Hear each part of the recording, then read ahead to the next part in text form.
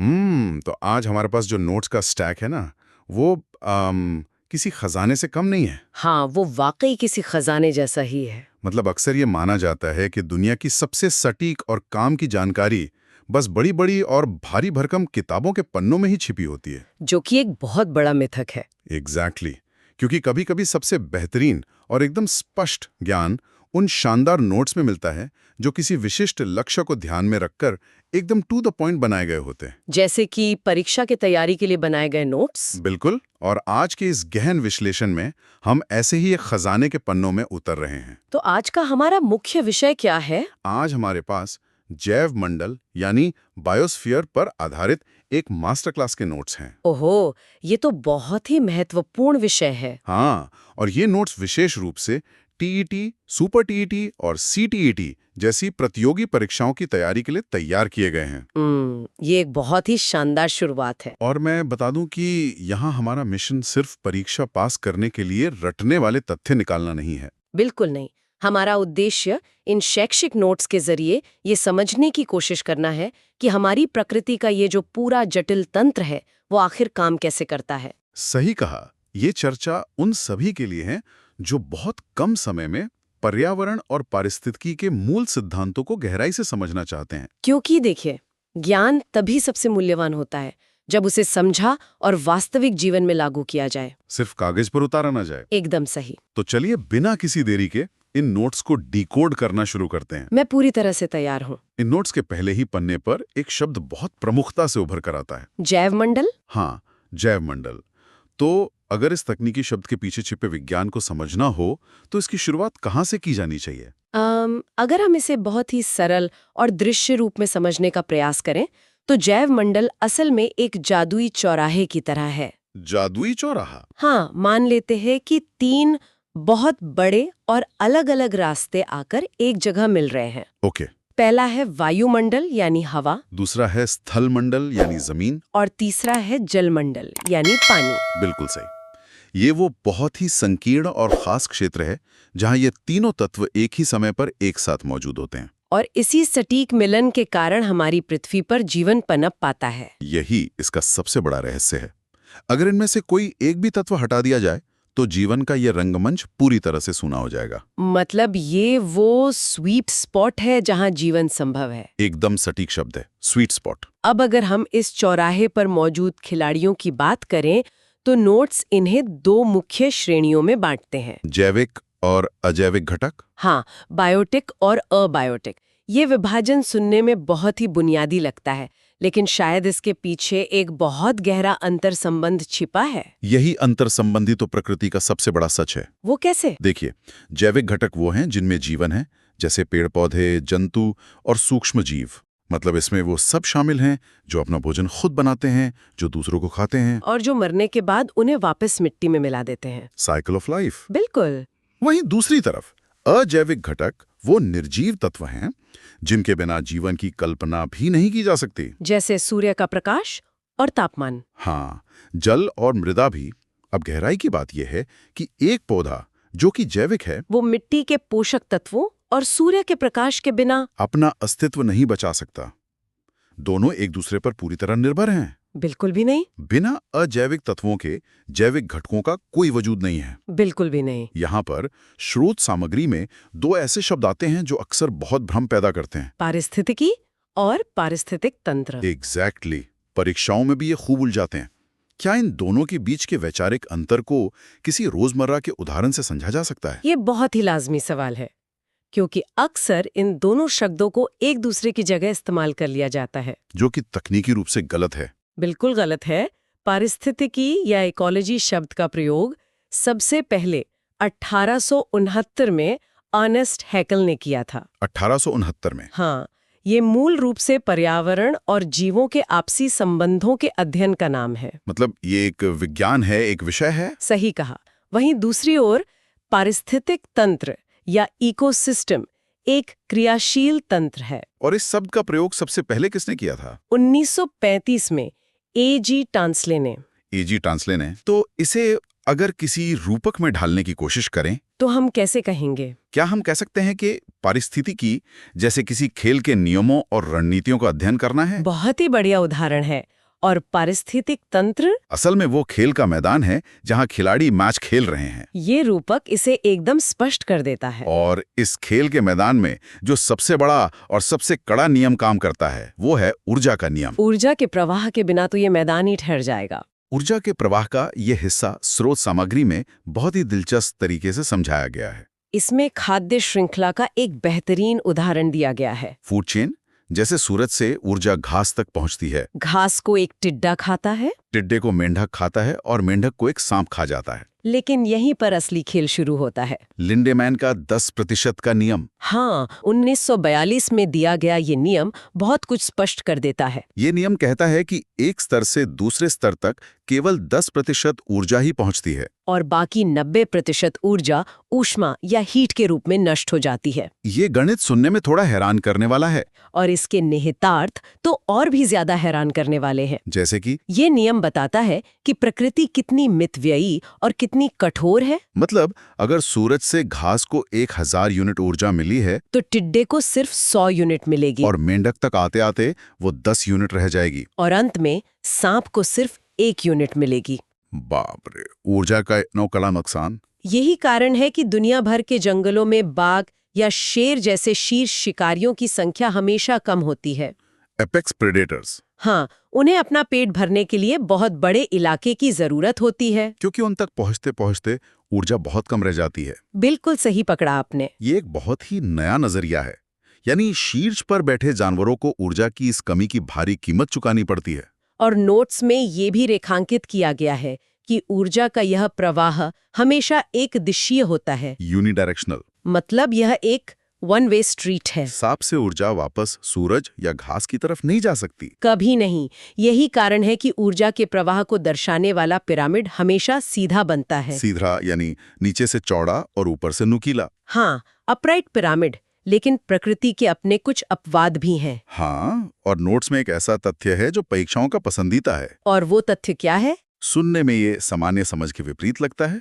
बताया गया है कि तालाब या समुद्र के पारिस्थितिकी तंत्र में जैव भार का पिरामिड हमेशा उल्टा बनता है। बायोमास का पिरामिड। हाँ, उल्टा पिरामिड। रुकिए, अगर तालाब में सबसे नीचे वाले जीवों का कुल वजन सबसे कम है तो वो अपने से भारी और बड़ी मछलियों का पेट कैसे भरते हैं? यही तो, क्या वो खत्म नहीं हो जाते? ये एक बहुत ही तार्किक उलझन है, लेकिन इसका जवाब उनकी गति में छिपा है। गति में? हाँ, अगर हम समुद्र या तालाब को देखें तो सबसे नीचे जो सूक्ष्म जीव या फाइटोप्लैंक्टन होते हैं, उनका कुल वजन या जैव भार बहुत कम होता है। लेकिन उनका जीवन चक्र इतना छोटा होता है। और वो इतनी तेजी से प्रजनन करते हैं कि वो लगातार पैदा होते रहते हैं। ओहो, और छोटी मछलियों का पेट भरते रहते हैं। उन छोटी मछलियों का कुल वजन सूक्ष्म जीवों से ज्यादा होता है। और अंत में जो बड़ी मछलियां या शार्क्स होती हैं, उनका वजन पूरे तंत्र में सबसे ज्यादा होता है। इसलिए जब हम उनके भार को एक पिरामिड में सजाते हैं तो वो नीचे से नुकीला और ऊपर से चौड़ा बनता है। यानी एकदम उल्टा। बिल्कुल इन्वर्टेड। ये प्रकृति का अपना एक अलग गणित है, जहाँ गति और मात्रा का खेल चल रहा है। और यही संतुलन इस दुनिया को चला रहा है। अब बात करते हैं प्रकृति के उस खजाने की जिसे हर हाल में बचाने की जरूरत है। जैव विविधता हॉटस्पॉट्स। Biodiversity hotspots. नोट्स के अनुसार इस शब्द के जनक नॉर्मन मायर्स हैं। और इसमें बताया गया है कि भारत में 4 प्रमुख हॉटस्पॉट्स हैं। पूर्वी हिमालय, पश्चिमी घाट, इंडो बर्मा क्षेत्र और सुंडालैंड। इनमें पश्चिमी घाट को सबसे महत्वपूर्ण बताया गया है। लेकिन एक क्षेत्र हॉटस्पॉट बनता कैसे? हॉटस्पॉट कहलाने के लिए 2 शर्तों का पूरा होना जरूरी है। पहली शर्त क्या है? पहला, वहाँ प्रजातियों की बहुत अधिक प्रचुरता होनी चाहिए। यानी ऐसी प्रजातियां जो दुनिया में और कहीं नहीं पाई जाती। हाँ, एंडेमिक स्पीशीज। हाँ। और दूसरा, उन पर इंसानी दखल या प्राकृतिक कारणों से गंभीर खतरा मंडरा रहा हो। यानी ये वो खजाना है जो बहुत कीमती तो है लेकिन लुटने की कगार पर है। इसीलिए पश्चिमी घाट इतना महत्वपूर्ण है, क्योंकि वहाँ की जैव विविधता अद्वितीय है।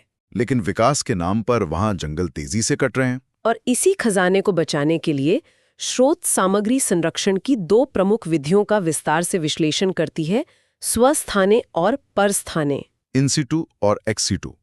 ये शब्दावली थोड़ी कठिन लग सकती है, लेकिन इसका अर्थ बहुत सीधा है।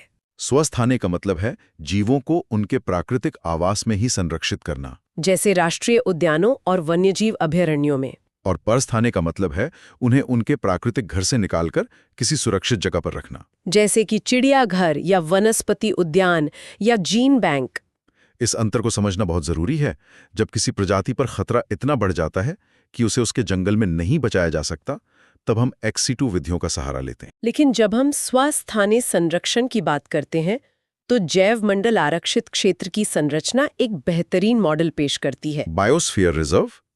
इन नोट्स में इस आरक्षित क्षेत्र को 3 गोल घेरों या जोन्स में बांटकर समझाया गया है। हाँ, ये क्षेत्रीयकरण बहुत दिलचस्प है। ये मुझे किसी VIP की सुरक्षा व्यवस्था जैसा लगता है। ये तुलना बहुत सटीक है। सबसे अंदर का घेरा है कोर क्षेत्र, जहां मानव गतिविधि पूरी तरह से वर्जित है। एकदम नो एंट्री जोन।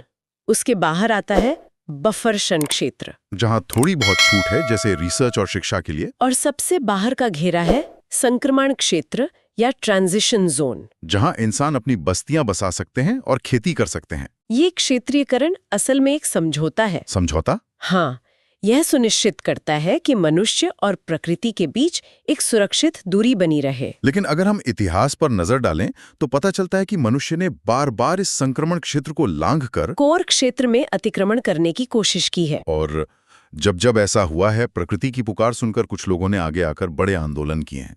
यहाँ पर्यावरण आंदोलनों का जिक्र बहुत स्वाभाविक रूप से आता है। स्रोत सामग्री 1973-74 के प्रसिद्ध चिपको आंदोलन की याद दिलाती है, जो उत्तराखंड के चमोली में हुआ था। सुंदरलाल बहुगुणा और गौरा देवी के नेतृत्व में गांव के लोग पेड़ों को कटने से बचाने के लिए उनसे चिपक गए थे। वो एक बहुत ही शक्तिशाली दृश्य था और इसी से प्रेरित होकर कर्नाटक में भी एक आंदोलन हुआ था। अब पिको आंदोलन, जो पांडुरंग हेगड़े के नेतृत्व में हुआ था। वो आंदोलन उस समय की जरूरत थे जब पर्यावरण को नुकसान पहुंचाने वाला दुश्मन साफ दिख रहा था। कुल्हाड़ी लेकर खड़े लोग और लकड़ी के ठेकेदार। लेकिन आज का दुश्मन अदृश्य है, हम उसे देख नहीं सकते। वो हवा में घुल चुका है। मेरा मतलब है प्रदूषण और ग्लोबल वार्मिंग नोट्स में ग्रीन हाउस प्रभाव के लिए जिम्मेदार मुख्य गैसों को स्पष्ट रूप से सूचीबद्ध किया गया है। कार्बन डाइऑक्साइड तो सबसे प्रमुख है। मीथेन और क्लोरोफ्लोरोकार्बन। एक बहुत ही खतरनाक स्थिति है।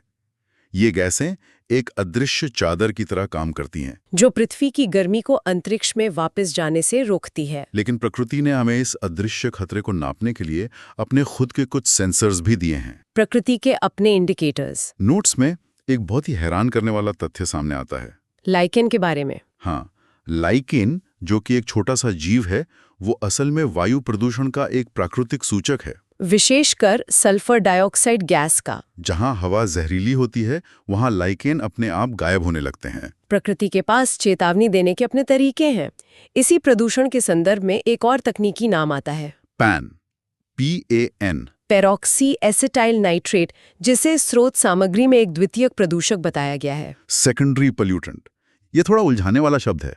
इसका क्या मतलब हुआ कि ये सीधे तौर पे नहीं निकलता। इसे ऐसे समझ सकते हैं कि गाड़ियां या कारखाने सीधे तौर पर पैन नहीं उगलते। तो फिर ये बनता कैसे है? वो बस अलग अलग रसायन और धुएं के रूप में कच्चा माल हवा में छोड़ते हैं। Raw material. हाँ, फिर सूरज की रोशनी एक ओवन की तरह काम करती है और हवा में मौजूद इन रसायनों को आपस में बेक करके पैन नाम का ये जहरीला केक तैयार कर देती है। बाप रे, यही द्वितीयक प्रदूषक है, जो बनने के बाद इंसानों की आंखों में जलन और फेफड़ों की बीमारियां पैदा करता है। ये बेकिंग वाला उदाहरण बहुत ही सटीक है। अब चूंकि ये मास्टर क्लास नोट्स परीक्षाओं को ध्यान में रखकर बनाए गए हैं, तो इसमें कुछ ट्रिक्स तो होंगी ही। बिल्कुल, इसमें कुछ बहुत ही शानदार ट्रिक्स और सीधे तथ्य भी दिए गए हैं जो ब्रह्मास्त्र का काम करते हैं। कौन सी ट्रिक है? एक ट्रिक जो बहुत ही रोचक है, वो है जीवाणु से होने वाली बीमारियों को याद रखने की। बैक्टीरिया से होने वाली बीमारियां। ट्रिक है पंडित का टीका न्यू है। पंडित का टीका न्यू है, ये याद रखने के लिए एक बहुत ही चतुर तरीका है। इसे अगर खोलकर देखा जाए तो प से प्लेग, डी से डिप्थीरिया और त से टाइफाइड, का से काली खांसी, डी से टिटनेस और टीबी, न्यू से निमोनिया और है से हैजा। एक छोटे से वाक्य में जीवाणु से होने वाले 8 प्रमुख रोग याद हो जाते हैं। और इसके ठीक विपरीत नोट्स ये भी स्पष्ट करते हैं कि डेंगू, पोलियो और रेबीज जैसी बीमारियां वायरस से होती हैं, विषाणु से। लेकिन एक छात्र के मन में ये सवाल आ सकता है कि पर्यावरण के नोट्स में बीमारियों को क्या काम? यह एक बहुत ही व्यावहारिक सवाल है। और बैक्टीरिया या वायरस से होने वाली बीमारियों के बीच फर्क करना इतना जरूरी क्यों है? देखिए, पर्यावरण और मानव स्वास्थ्य आपस में गहराई से जुड़े हैं। दूषित जल से हैजा होता है। और रुके हुए पानी में पनपने वाले मच्छरों से डेंगू। तो यह जानना कि कौन सी बीमारी किससे होती है वास्तविक जीवन में बहुत मायने रखता है। उदाहरण के लिए, अगर किसी को वायरल इन्फेक्शन है जैसे डेंगू, तो उस पर एंटीबायोटिक्स काम नहीं करेंगी, क्योंकि एंटीबायोटिक्स सिर्फ बैक्टीरिया को मारती हैं। यह समझ सिर्फ परीक्षा के लिए नहीं बल्कि रोजमर्रा की जिंदगी के लिए भी जरूरी है। सही कहा। इसके बाद नोट्स में एक पूरा कैलेंडर दिया गया है जो तिथियों का एक दिलचस्प क्रम बनाता है। 22 अप्रैल को पृथ्वी दिवस मनाया जाता है। ठीक एक महीने बाद 22 मई को जैव विविधता दिवस आता है। फिर 5 जून को विश्व पर्यावरण दिवस। और 16 सितंबर को ओजोन दिवस। और चूंकि ये नोट्स विशेष रूप से यूपी की परीक्षाओं को भी ध्यान में रखते हैं, यूपी टीईटी और सुपर टीईटी, तो स्थानीय भूगोल और पारिस्थितिकी को समझना भी अनिवार्य हो जाता है। इसमें उत्तर प्रदेश के विशेष तथ्य शामिल किए गए हैं। जैसे राज्य का राजकीय पक्षी सारस क्रेन है, जो नम भूमियों का एक महत्वपूर्ण हिस्सा है। वेटलैंड्स का। और राजकीय पशु बारासिंगा है। राजकीय वृक्ष अशोक और राजकीय पुष्प पलाश या टेसू है। इसके अलावा यूपी का एकमात्र national park Dudhwa national park है, जो लखीमपुर खीरी में स्थित है। यह स्थानीय जानकारी इसलिए भी अहम है क्योंकि कोई भी संरक्षण प्रयास तब तक सफल नहीं हो सकता जब तक कि स्थानीय लोगों को अपने आसपास के पर्यावरण की जानकारी ना हो। बिल्कुल। और अंत में नोट्स में कुछ ब्रह्मास्त्र प्रश्न हैं जो पिछले सालों की परीक्षाओं में बार बार टकराते हैं। प्रीवियस ईयर क्वेश्चंस, जैसे सीएनजी का फुल फॉर्म क्या है, कंप्रेस्ड नेचुरल गैस, ओजोन परत कहाँ पाई जाती है, समताप मंडल यानी स्ट्रेटोस्फीयर में। एक बहुत ही खौफनाक सवाल भी है, किस गैस को साइलेंट किलर कहा जाता है। इसका जवाब है कार्बन मोनोऑक्साइड। कार्बन मोनोऑक्साइड को साइलेंट किलर इसलिए कहा जाता है क्योंकि इसमें कोई रंग या गंध नहीं होती। ये चुपचाप खून में ऑक्सीजन की जगह ले लेती है और इंसान को पता भी नहीं चलता कि वो खतरे में है। इसके अलावा एक और तथ्य है, काला सोना किसे कहा जाता है? Black gold.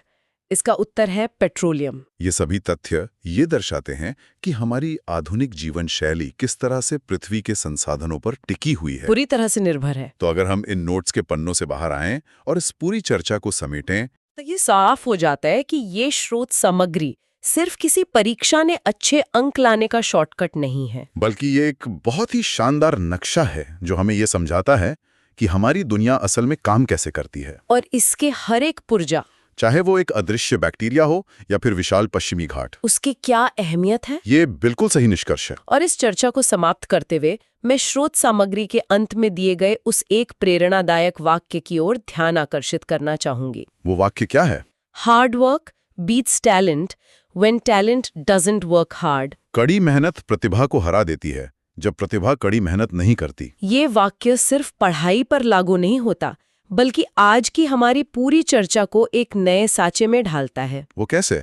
अगर हम इस विचार को मानव जाति के भविष्य से जोड़ें तो एक बहुत ही गहरा सवाल उभर कर सामने आता है। आज मनुष्य पृथ्वी का सबसे टैलेंटेड प्राणी है। हमने अपनी तकनीकी प्रतिभा के बल पर अंतरिक्ष तक अपनी पहुंच बना ली है, और अब हम मंगल ग्रह पर बस्तियां बसाने की बात कर रहे हैं। वहां एक कृत्रिम जैव मंडल बनाने की कोशिश कर रहे हैं, आर्टिफिशियल बायोस्फीयर।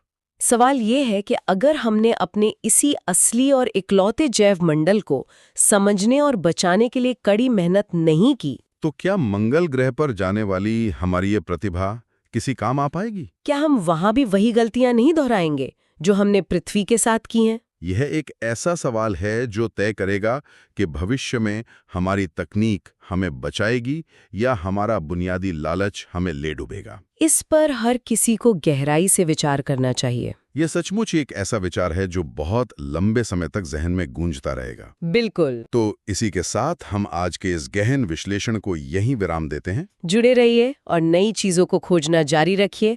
अलविदा और अपना ख्याल रखिए।